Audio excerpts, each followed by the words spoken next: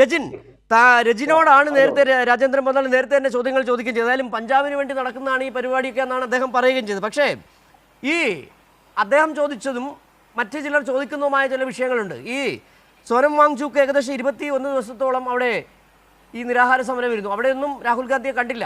ഇന്നലെയാണ് രാഹുൽ ഗാന്ധി കണ്ടത്. എന്തായാലും ഞാൻ ആ വിഷയങ്ങളിലേക്ക് പോകുന്നില്ല, ഇപ്പോൾ നിങ്ങൾ സമരത്തിൻ്റെ ഭാഗമാണല്ലോ. പക്ഷേ ഇദ്ദേഹം ഉന്നയിച്ചതുപോലെ രാജേന്ദ്രൻ പന്തളം ചോദിച്ച ചില ചോദ്യങ്ങൾ താങ്കൾ കേട്ടിട്ടുണ്ടാകും. മറുപടി ഉണ്ടോ രജിൻ? നോക്കൂ, രാജേന്ദ്രൻ പന്തളം എന്താണ് ചോദിക്കുന്നത്, ഏത് വിഷയത്തിൽ നിന്നാണ് സംസാരിക്കുന്നത് എന്നുള്ളത് അദ്ദേഹം പറയുന്നതിന്റെ ധാർമ്മികത പോലും അദ്ദേഹം മനസ്സിലാക്കാതാണ് സംസാരിക്കുന്നത് എന്നുള്ളതാണ് എനിക്ക് ഒന്നാമതായി അദ്ദേഹത്തിനോട് പറയാനുള്ളത്. പിന്നെ ഈ നീറ്റ് പരീക്ഷയുമായി ബന്ധപ്പെട്ട് ഇന്നും ഇന്നലെയും തുടങ്ങിയ വിഷയമല്ല. 2024 ജൂലൈ 1-ാം തീയതി പാർലമെന്റിൽ ബഹുമാനപ്പെട്ട പ്രതിപക്ഷ നേതാവിന്റെ പ്രസംഗം അദ്ദേഹം ഒന്ന് ശ്രമിച്ചു, അല്ലെങ്കിൽ സിജുവിനും ഒന്ന് ശ്രമിക്കേണ്ട ആവശ്യകതയുണ്ട്.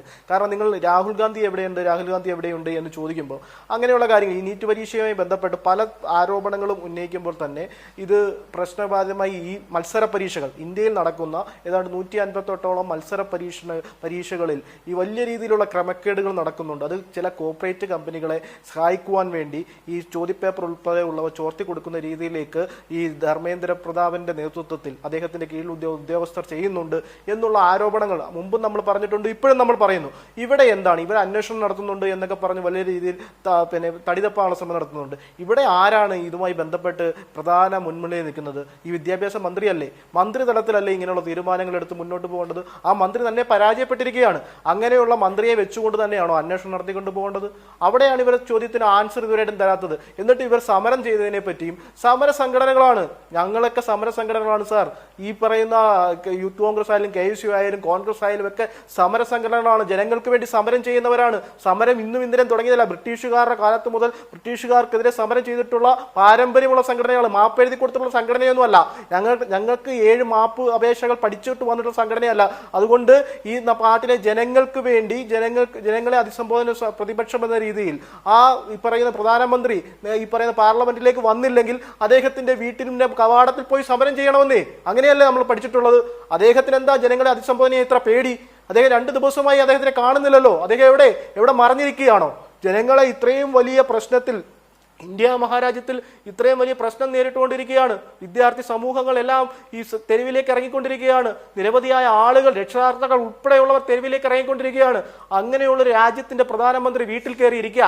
അങ്ങനെയുള്ള രാജ്യത്തിന്റെ പ്രധാനമന്ത്രിയുടെ വീടിന്റെ മുന്നിലല്ലേ സമരം നടത്തേണ്ടത്? നിങ്ങൾ അവിടെ വലിയ പോലീസ് സംവിധാനം ഉപയോഗിച്ചുകൊണ്ട് വന്ന് ആരെയാണ് ഭയപ്പെടുത്തുന്നത്? ഇന്ത്യയുടെ പ്രതിപക്ഷ നേതാവിനെയാണോ? കോൺഗ്രസ് പാർട്ടിയാണോ? പ്രതിപക്ഷ നേതാവിനെ, ഇന്ത്യയുടെ പ്രതിപക്ഷ നേതാവുമായി ബന്ധപ്പെട്ട് ഞാൻ മുമ്പേ പറഞ്ഞു പൂർത്തീകരിക്കാൻ അന്നേരം സിജു ഇടപെട്ടുകൊണ്ടാണ്. പ്രതിപക്ഷ നേതാക്കന്മാരെ ഒരുപാട് നമ്മൾ കണ്ടിട്ടുള്ളത്. AKG മുതൽ ഇങ്ങോട്ട് AKG എങ്ങനെയാണ് പ്രതിപക്ഷ നേതാവായതെന്നും ജവഹർലാൽ നെഹ്റുവും AKG തമ്മിലുള്ള കാര്യങ്ങളൊക്കെ അദ്ദേഹത്തിന്റെ തന്നെ AKGയുടെ തന്നെ പുസ്തകത്തിൽ അദ്ദേഹം വിവരിച്ചിട്ടുണ്ട്. അങ്ങനെ രാജ്യത്തെ പ്രതിപക്ഷ നേതാവിന് തുല്യതായ പങ്ക് കൊടുക്കുകയും അദ്ദേഹത്തെ വിശ്വാസത്തിലെടുത്തേക്ക് പോകുന്ന ഒരു രാജ്യമായി, ഒരു ഭരണഘടനയായി, ഒരു ഭരണ സ്വാതന്ത്ര്യമായി ഇന്ത്യ നിൽക്കുമ്പോൾ ഇവിടെ ഒരു പ്രതിപക്ഷ നേതാവിന്റെ ആനുകൂല്യങ്ങൾ പോലും ചെയ്യാതെ അദ്ദേഹത്തിനോട് ഇന്നലെ ഡൽഹി പോലീസ് ഈ നരനായാട്ട് നടത്തിയത് നമ്മൾ കണ്ടതല്ലേ? ഒരു വനിതാ MP ആയ പ്രിയങ്ക ഗാന്ധിയോട് പുരുഷ പോലീസുകാർ പിടിച്ചുകൊണ്ട് പോകുന്നത് നമ്മൾ കണ്ടതല്ലേ? ഇന്ത്യയിൽ ഇത് മാത്രം നടക്കുന്നത്. നരേന്ദ്രമോദി എന്നും ഇങ്ങനെയാണ്, സമരങ്ങളെ അടിച്ചമർത്തുവാൻ വേണ്ടി ചെയ്തുകൊണ്ടിരിക്കുകയാണ്. 2023 ഗുസ്തി താരങ്ങൾ, പാവപ്പെട്ട സ്ത്രീകളായ ഗുസ്തി താരങ്ങൾ, വനിതാ ഗുസ്തി താരങ്ങൾക്കെതിരെ ഈ ബ്രിജ്ഭൂഷൺ സിംഗിനെ പോലെയുള്ള നരാധമന്മാർ കാണിച്ച ക്രൂരത, ആ ക്രൂരതയ്ക്കെതിരെ അവർ സമരം ചെയ്തപ്പോൾ ഇതേ രീതിയിൽ തന്നെ അടച്ചമർത്താൻ ശ്രമിച്ചതാണ്. അവസാനം അവർ മെഡലുകൾ, സ്വന്തം മെഡലുകൾ പോലും, രാജ്യത്തിന്റെ അഭിമാനപര മെഡലുകൾ പോലും നദിയിൽ ഒഴുക്കുന്നത് നമ്മൾ കണ്ടതല്ലേ? ഈ രാജ്യത്ത് ഇങ്ങനെയുള്ള പ്രധാനമന്ത്രിമാർ ചരിത്രത്തിൽ ആക്ഷേപമായി വന്നുകൊണ്ടിരിക്കുകയാണ്. ആരെ സംരക്ഷിക്കാൻ വേണ്ടി, കൂടെയുള്ളവരെ സംരക്ഷിക്കുവാൻ വേണ്ടി ഈ സംരക്ഷണത്തിന്റെ വിഷയം തന്നെയാണ് നമ്മൾ ചർച്ച ചെയ്യുന്നത്. ആരെയാണ് സംരക്ഷിക്കുന്നത്? അപ്പോൾ രാജേന്ദ്രൻ പന്തളം പറഞ്ഞതുപോലെ, രാജേന്ദ്രൻ പന്തളം ചോദിച്ചല്ലോ രജിൻ ഉണ്ണിത്താനോട്, രാഹുൽ ഗാന്ധി എവിടെ ആയിരുന്നല്ലോ ചോദ്യം. അതുപോലൊരു ചോദ്യം താങ്കൾക്കെതിരെ ഉന്നയിച്ചിട്ടുണ്ട്. അതായത് ഇസ്രായേൽ പ്രധാനമന്ത്രിക്ക് ജലദോഷം വന്നാൽ പ്രതികരിക്കുന്ന നരേന്ദ്രമോദി ഈ വിഷയത്തിൽ ഒരക്ഷരം മിണ്ടിയിട്ടില്ല.